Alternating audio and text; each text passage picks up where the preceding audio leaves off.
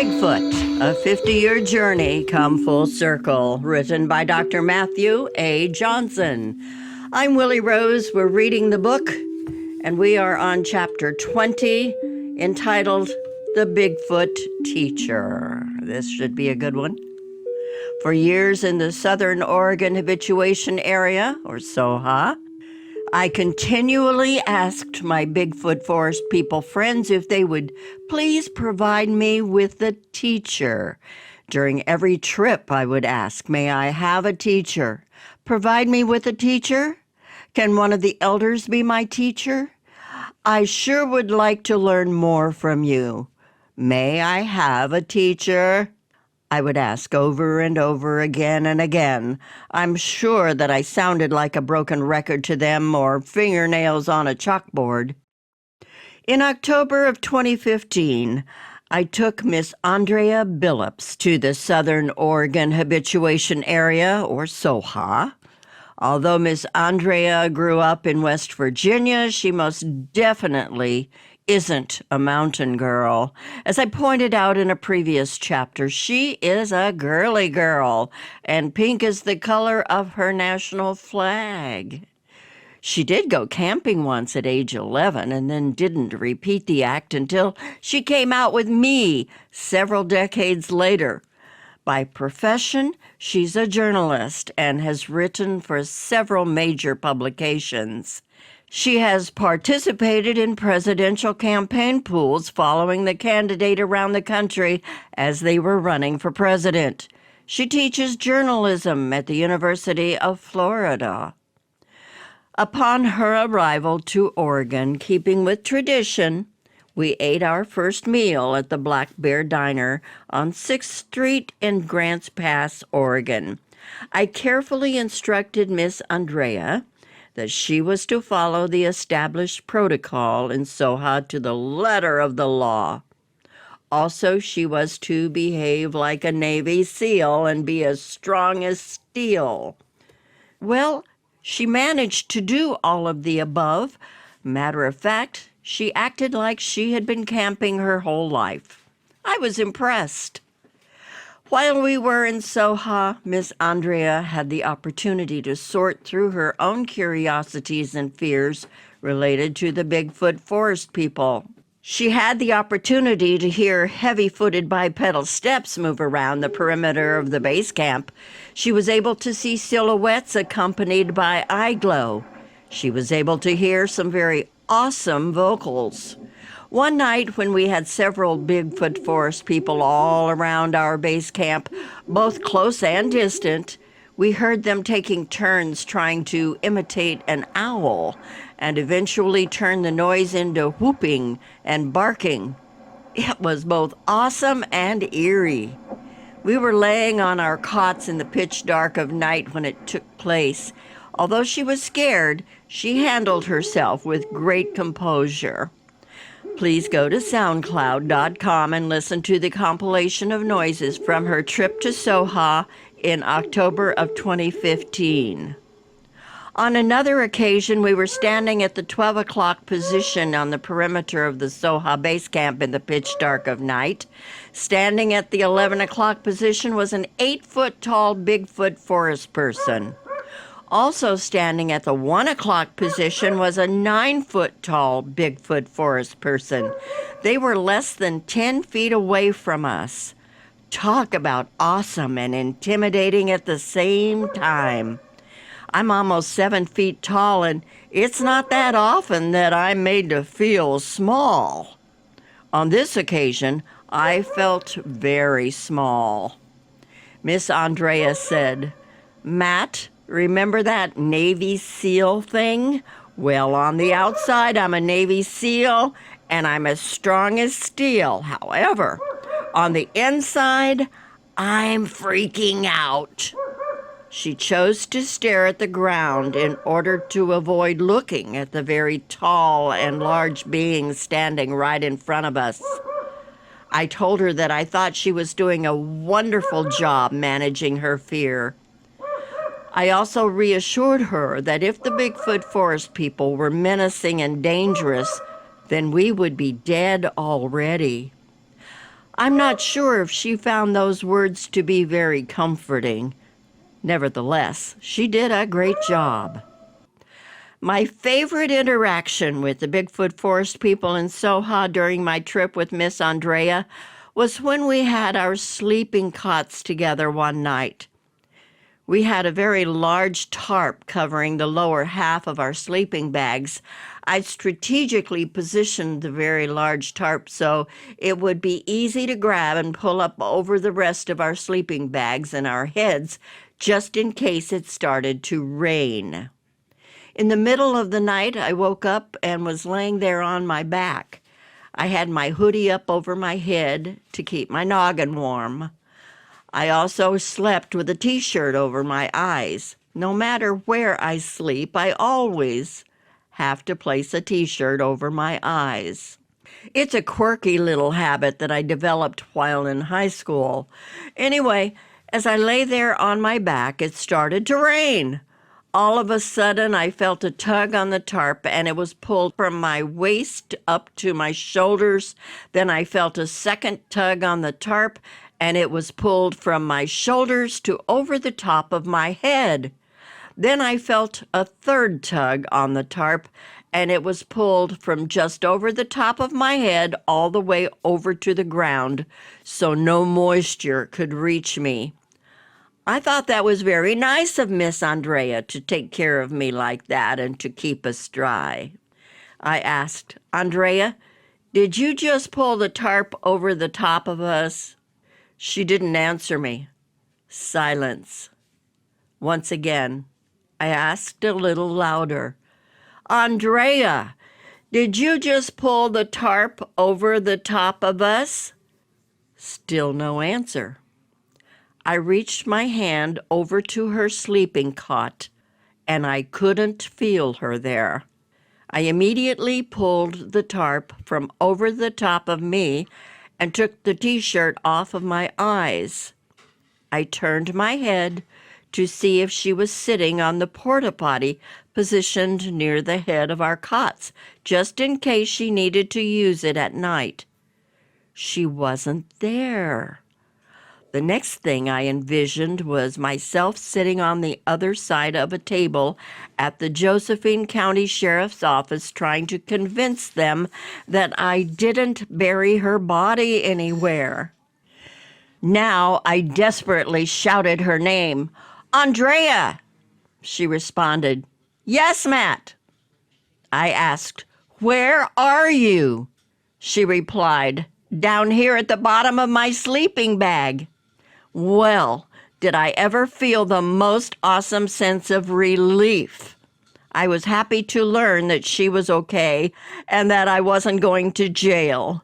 You see, Miss Andrea is a tiny gal and managed to curl up in a ball near the bottom of her sleeping bag. I asked her again, "Did you pull the tarp over the top of us?" She said, "No, you just woke me up." Suddenly, I realized who had just pulled the tarp over the top of us. It was one of our Bigfoot Forest people friends. He saw that it was beginning to rain and decided to pull the tarp over both Miss Andrea and me to keep us dry. How cool is that?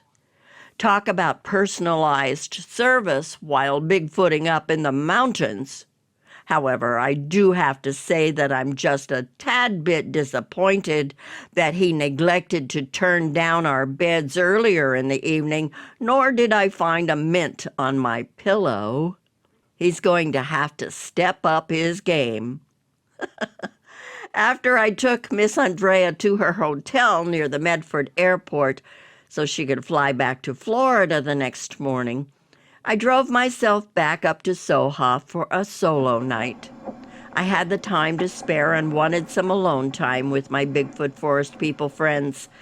The usual stuff took place while I was up there alone. I heard heavy-footed bipedal walking, saw silhouettes and eye glow, saw the mom standing at the 3 o'clock position with her toddler on her shoulder, and heard vocals. Once again, this broken record asked for a teacher. I told them that I loved them and considered them to be part of my family. I hoped that they considered me to be part of their family. I was practically begging them to provide me with a teacher. No response. Eventually, I went to bed and slept like a baby that night. There's absolutely nothing like being up on a mountaintop all by yourself in the pitch dark of night, totally surrounded by several Bigfoot forest people, and knowing that you're 100% totally safe because they've got your back while you're sleeping. They will even pull the tarp over you if it starts raining. I was very pleased with the progression of our developing relationship. The next morning, I packed up camp into the back of my F-150 pickup truck. After I had everything loaded, I heard a mind speak asking me to read from my Bible to them. Over time, I've learned that they love to listen to the four Gospels as well as the epistles of Paul. After I was done reading to them, I closed my Bible and started walking toward my truck. Suddenly, I was stopped in my tracks by a very strong and loud mind speak. You're our teacher. That's why we bring our children to you. I responded in my own mind. Excuse me? The Bigfoot forest person repeated himself even more strongly. You're our teacher. That's why we bring our children to you. We trust you to teach them. We have given you a guardian to protect you and keep you safe because you are our teacher. Suddenly, the tarp being pulled over Miss Andrea and me on the previous night finally made sense. He must have been the guardian that was assigned to me because they gave me the designated role of a teacher to their children. I asked, "Who is my guardian, and may I know his name?" I was told that my guardian was the adolescent male in Soha and that his name is Seska. I was so happy to hear the news because I literally watched Seska grow up during my 10 years in Soha. I saw him grow from approximately 5 feet tall the first time I saw him to around 7.5 feet tall by this point in time. I used to look down at him, but now I look up at him. Needless to say, I drove off the mountain one very happy camper. During the following month, Mike Kincaid came up from the San Francisco Bay Area to spend a couple of nights with me in Soha. We didn't allow the cold November nights to discourage us from being there. I first came across Mike a few years earlier when he contacted me to let me know that he found Soha online. I had no idea who he was and responded, "Sure you did." He responded back, "No, seriously, I did." Then he sent me a Google Earth pic of the Soha base camp and my heart sank. I thought to myself, crap, a troll finally found Soha. However, with Mike, that wasn't the case. He was genuinely and sincerely concerned about the security of the location of Soha.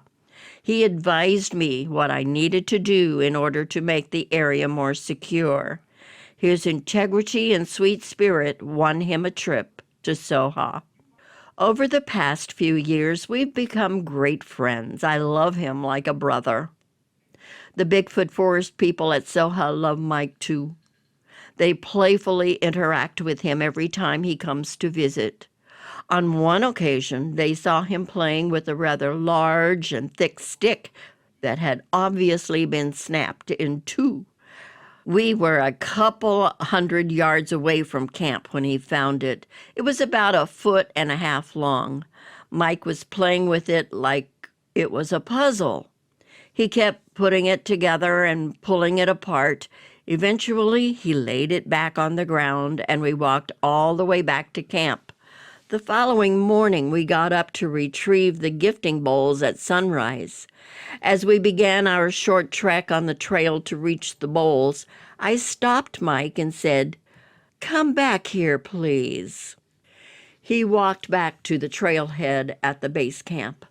I asked, "Isn't that the same stick you were playing with yesterday at the other end of the trail?" He replied, "Yes."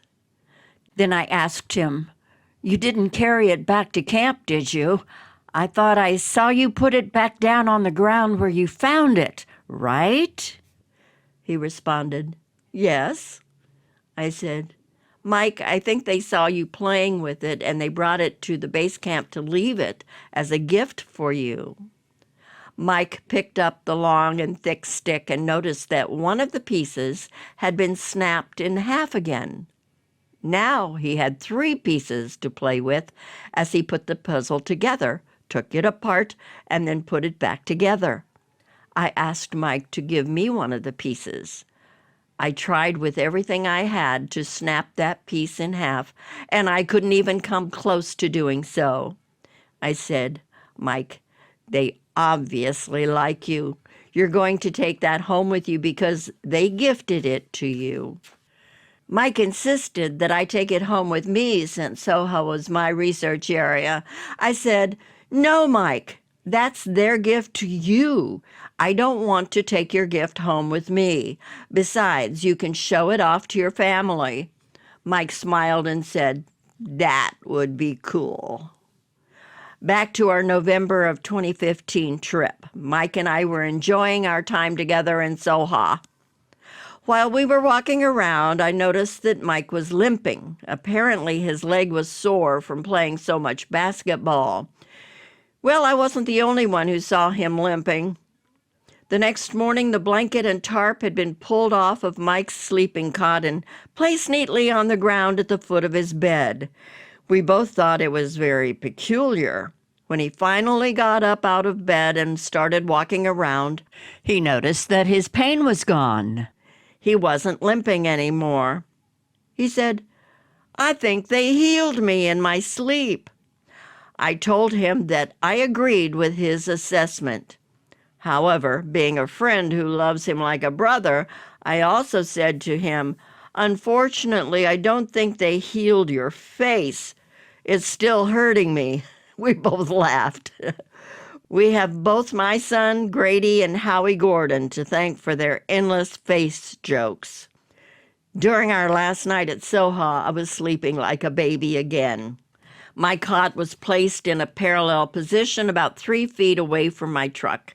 I had my bionic ear parabolic microphone dish and Sony digital recorder running all night long.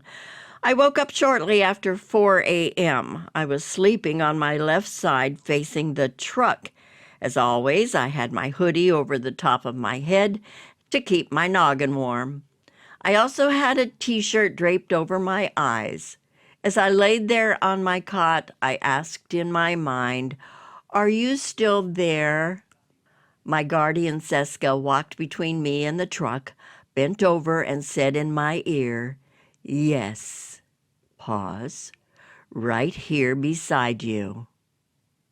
I immediately took the t-shirt off of my eyes and I couldn't see him because he was cloaked. Nevertheless, I heard him walk back to his position at the head of my cot and stand there. I looked at my watch and saw that it was 4:05 a.m. When I returned home, I did the math. I knew that I started recording at 8 p.m. sharp on the previous night. I knew that he said, "Yes, pause right here beside you" at 4:05 a.m. Therefore, all I had to do was fast forward 8 hours and 5 minutes into the recording in order to find the vocal. Well, I did exactly that. Guess what I found? That's right. Yes, pause, right here beside you. Now, please think about this for a moment. Seska is not dumb. He knew that I was recording all night long. He could have responded back to my question via MindSpeak. Instead, he intentionally chose to walk between me and the bionic ear parabolic microphone dish and vocalize, "Yes, Pause. Right here beside you. Don't believe me? Think I'm full of crap? Well, guess what I'm going to tell you to do. That's right. Please go to soundcloud.com and type in Team Squatchin' USA. Go listen to the vocal for yourself. Please keep in mind that he said it in his squatchy tone of voice rather than in a human dialect. It's an amazing recording. All of the above was a major confirmation that indeed I had been assigned the role of teacher for the youth of the Bigfoot Forest People family and their clan. That indeed I had been given a guardian because of my designation as the teacher. He not only stood by the head of my cot all night long in Soha every night, but he also followed me home and spends more nights than not standing in my bedroom watching over me. How do I know? I've heard him shifting his weight on the wood floor. I've heard him talk in his squatchy tone of voice. The first few nights he was in my room, he let out the squatchy smell full force. I almost gagged on the smell. No, it wasn't me farting underneath the bed covers. My farts don't smell anything like the unique squatchy smell. After a few times, I asked him to tone it down several notches, so he did. Finally, after the very first night he showed up in my bedroom without having said anything to anyone, Grady told me that he saw Seska walking down the hill in the backyard toward the Rogue River. Grady described him perfectly. I know all of the above sounds crazy to you. However, just a public service reminder. I don't lie, and I don't hoax. If I said it happened, guess what? It happened.